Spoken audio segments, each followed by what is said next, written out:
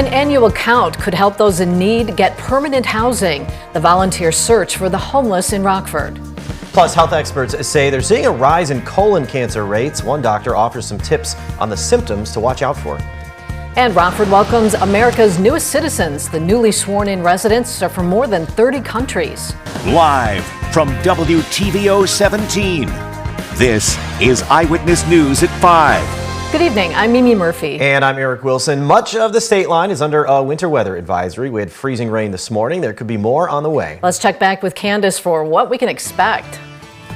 Yeah, we've got a little mess of some stuff coming in here later tonight and then into tomorrow, combining with snow, freezing rain, freezing drizzle, fog, and even just some light rain showers for some here as we head into tomorrow. Now, conditions are fairly dry out there now. However, we've got cloud cover. There's been some reports of some sleet, some freezing rain, some fog, and then rain showers further to the south of us throughout much of this afternoon. But what we are likely going to see here as we work into the late evening and overnight hours, going to be that potential there for some freezing rain to move in once we head into tomorrow morning. So we do have that winter weather advisory that is in effect for all of northern Illinois and southern Wisconsin, and this will run through tomorrow morning and then going into tomorrow afternoon. Now, as I mentioned before, we see that freezing rain potential work in. I think once we get after roughly about 9 o'clock tonight, it'll be mostly light freezing rain with that, and we'll see some minor accumulations, so up to about 1/10 of an inch or so in some spots. But by daybreak tomorrow, that is going to mix in with some snow, and it will be a wet snow coming down, especially for southern Wisconsin, and I think really for a lot of northern and northwest Illinois, where we could see some minor accumulations with that. So I would anticipate a slow go for that commute tomorrow morning as we see a bout of some light freezing rain and then mixing in with some snow. This will last through about noon tomorrow before we get conditions to dry out a little bit going into tomorrow afternoon. Then we see additional rain showers likely again on Wednesday. Could again mix in with a little freezing rain early in the day. I'll have more on that, and when we dry things out, that is coming up a little later in the weathercast. Thank you, Candace. We'll see you then. We'll soon get a better picture of how many people in the Rockford area are in need of housing. It's part of the annual homeless count. Drea Baroni learned more about the effort. Drea, advocates say this is really important. Yeah, Eric, Mimi, the annual point-in-time count is essential. Right now, law enforcement, community advocates, and volunteers are trying to figure out how many people are sleeping on the streets. The results of the count can have a direct impact on how much funding is given by the U.S. government. I talked to Angie Walker, Rockford's homeless program coordinator. She says this is also an opportunity for outreach. This is the start of us building relationships with some people. If they're people we don't know, this is how we start the whole process. This one night, talking to them, asking questions, learning where they're sleeping at. So then tomorrow or the next day, we can go out there again and talk to them and further build our relationship and build that rapport so that we can move forward and get them the help that they need so they're no longer homeless. Angie says on average, they find about 50 people living on the streets at a given time through this program. Groups will be out counting from now until 3 p.m. tomorrow. Eric? Thanks, Drea. Doctors at OSF say the number of deaths from colon cancer dropped, but there's still an uptick in cases. Young men and women are being diagnosed more. Colorectal surgeon Dr. Raman Kumar says researchers are looking into why this is happening. He says it could be poor diet, along with alcohol or tobacco use. Some of the symptoms include bright red blood, fatigue, dark stool, even changes in bowel movements. Make sure you get your 30 grams of fiber a day. Fiber helps you make a really good bowel movement and helps essentially clean out your colon as well. Experts say it's a good idea to get checked at the age of 45, even if you have no family history of the disease. If it does run in your family, you need to get checked at the age of 40 or 10 years before the relative who had colon cancer was diagnosed. New evidence shows long COVID could be caused by an immune system response. A study published in the journal Science followed 113 COVID patients and 39 healthy patients for up to 1 year after being infected. After 6 months, 40 patients had developed characteristics of long COVID. The study revealed a group of proteins indicated a part of the body's immune system remain activated long after it should have returned to normal.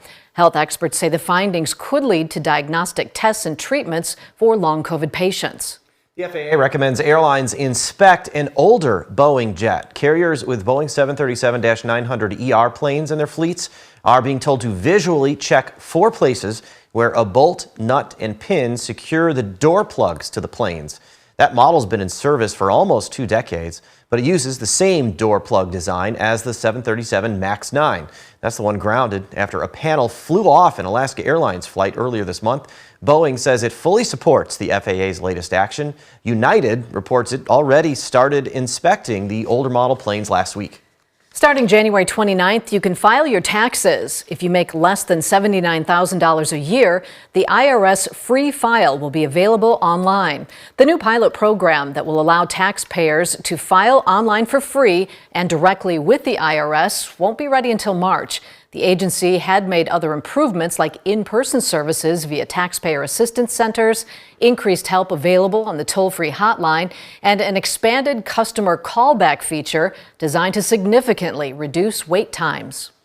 Dozens of people in the state line are sworn in as some of our nation's newest citizens. More than 70 people from 33 countries took the oath of allegiance at the Nordloff Center this afternoon. Judge Margaret Schneider of the U.S. District Court for the Northern District of Illinois conducted the ceremony. Rockford Mayor Tom McNamara was also there to welcome the new citizens. He says these ceremonies reinvigorate people's pride in being an American. These ceremonies are always really special. I mean, you think about the tremendous amount of work that each one of these candidates and now new citizens have put in to become American citizens. You just have this great appreciation for the work that they've put in, and you also kind of get re-energized yourself as an American citizen. Participants also had the chance to submit their voter registration. This week, we're asking for your help to support a Rockford nonprofit that rebuilds people's lives. Thursday night is our annual An Evening for Hope telethon. It raises money for Rockford Rescue Mission. You can watch live right here on WTVO from 7 until 9. The Rescue Mission provides shelter, meals, and other services for some of the most vulnerable in our community. The Biden administration starts a campaign to strengthen abortion rights nationwide. Up next, the move comes as Republicans on the campaign trail look to outlaw the procedure throughout the country. And coming up at 6, the local initiative looks to stop the cycle of violence, the ways barbers and beauticians use their bond with clients to help the community's well-being. Temperatures this morning got down into the 20s. We did find a little more warmth here this afternoon, but that number right around freezing could lead to some issues going into tomorrow morning. We'll time out the freezing rain and snow potential coming up in the first warn forecast a little later. You're watching Eyewitness News, your home team with Eric Wilson, Mimi Murphy, Scott Leber, and Chief Meteorologist Candace King. On the 51st anniversary of Roe v. Wade, the Biden administration begins a nationwide push in support of abortion rights. The president's holding an event at the White House while the vice president travels to Wisconsin. Jesse Tenor reports Democrats think this issue can help them win much-needed votes, while Republicans campaign to outlaw abortion nationwide. The government should not be telling her what to do with her body. The abortion issue is taking center stage in the Biden-Harris re-election campaign. Stop playing politics with a woman's lives and freedom. Let doctors do their job. The nation's top 2 Democrats blame the current GOP frontrunner, former President Trump, for the end of Roe v. Wade, the U.S. Supreme Court decision that provided women with the constitutional right to an abortion. Handpicked 3 Supreme Court justices because he intended for them to overturn Roe. President Biden at the White House and Vice President Harris in Milwaukee headlined events marking what would have been the 51st anniversary of Roe v. Wade. This is, in fact, a healthcare crisis.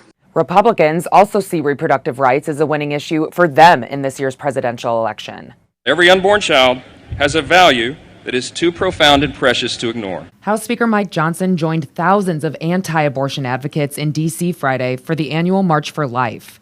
New Jersey Congressman Chris Smith celebrated the end of Roe. Lives are being saved. Yeah, we'll have a setback here and there. Every human rights struggle does, but we are undeterred. In Washington, I'm Jesse Tenor.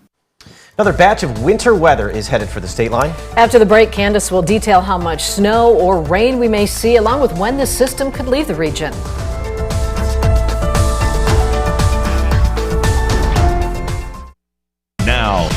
First Warn Weather Forecast from Chief Meteorologist Candace King.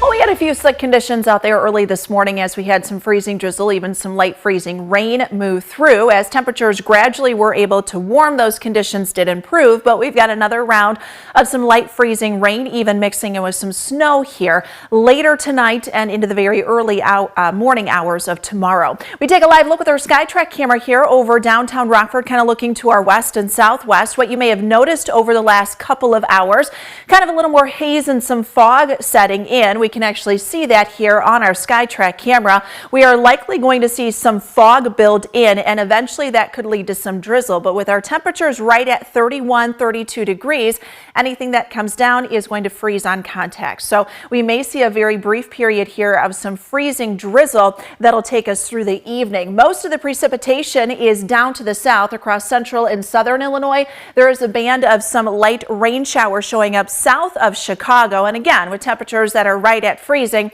that's likely going to come down as freezing rain. What we have here next few hours, a little drizzle, and then after about 9-10 o'clock, we'll start to see some of that light freezing rain to begin to work in.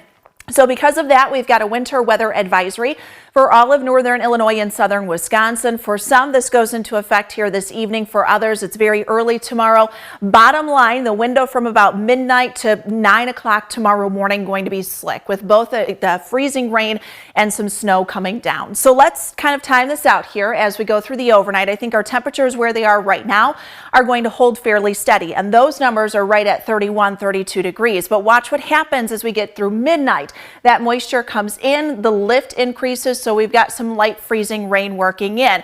And I think for a good chunk of the overnight, this is going to fall as light freezing rain. There may be a couple of rain showers that try to work in there well to the south of Interstate 88 as temperatures warm. But as we get through sunrise tomorrow, watch what happens through a kind of this process in the atmosphere and stronger dynamics in the atmosphere. Any freezing rain, especially in southern Wisconsin and far northern Illinois, could actually mix with some wet snow for a time after daybreak tomorrow and take us through about 9-10 o'clock tomorrow morning. Now we may see a couple of flurries kind of linger going into tomorrow afternoon, but it's the cloud cover with that, so drier conditions by tomorrow afternoon and tomorrow evening before another round of moisture moves in. Initially, we could see some freezing drizzle, freezing rain before some light rain showers working into Wednesday afternoon. So what are we looking at here for tonight? You've got freezing rain moving in. Total accumulations with that going to be anywhere from a glaze of ice up to about 1/10 of an inch for most of us. There could be some locally higher amounts along and to the southeast there of Interstate 88. So we're kind of looking at far maybe DeKalb County, far southeast Lee County. Tuesday morning, that is going to mix in with some snow. A couple inches of wet snow will be possible with that, where we could see anywhere from 1 to 2 inches of snow, specifically focused here across southern Wisconsin and far northwest Illinois. So again, that time frame from midnight to roughly about 9 o'clock tomorrow going to be a little rough. You'll want to make sure you give yourself some extra time with that, and temperatures will be critical too. If we warm up another degree or two, that changes the type of precipitation. If we stay colder a degree or two, that could end up with maybe a longer period of some freezing rain, or maybe even more of a transition over to some snow. By the afternoon, we're up to 34, 35 on Wednesday. We'll keep with those 30s and the cloud cover through the end of the week. Bottom line, be careful the next couple of days. Thanks, Candace. Scott's next with sports. He says the Bears have looked to the West Coast for their next offensive coordinator. And a Cubs legend announces he's dealing with a major health problem.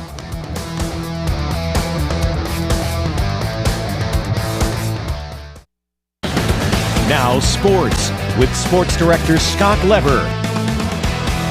And the pieces are starting to fall into place for the Bears this offseason. The quarterback question, that's still to be answered, but we know now who the offensive coordinator will be. The Bears are going to Shane Waldron. The NFL Network was the first to report that. Waldron has been the Seahawks offensive coordinator the last 3 seasons under Pete Carroll. With Carroll out as the Seahawks head coach, Waldron has decided to move on.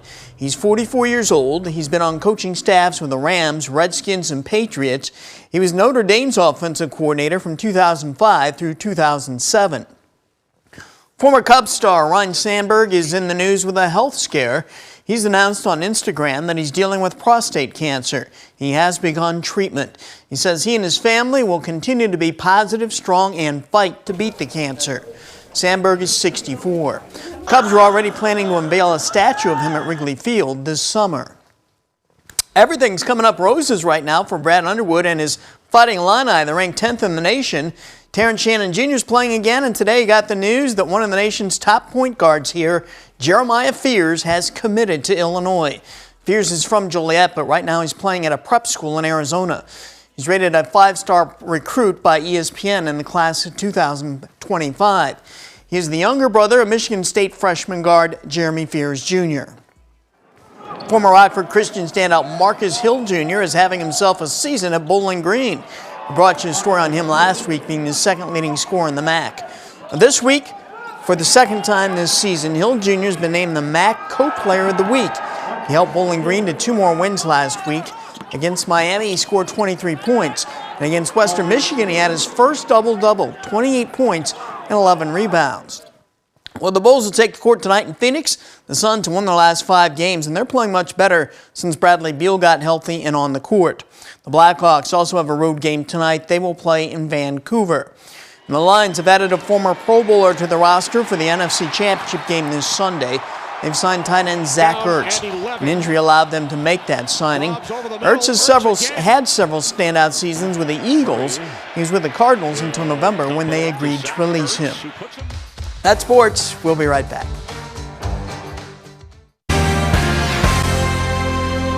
Well, it's nice that it's warmed up a bit, but that's going to create some other problems. Yeah, you know, we had snow last couple of weeks, and now we're dealing with kind of more of a wintry mix. And we've had some freezing drizzle, some freezing rain as temperatures are slowly starting to warm, but the delay at the ground is there because of the snow, and it keeps kind of our surface temperatures colder than what we're seeing just a few thousand feet above. We've got some drizzle, some fog, and some freezing drizzle here through this evening, so just be careful. Some light freezing rain moving in after 9-10 o'clock tonight.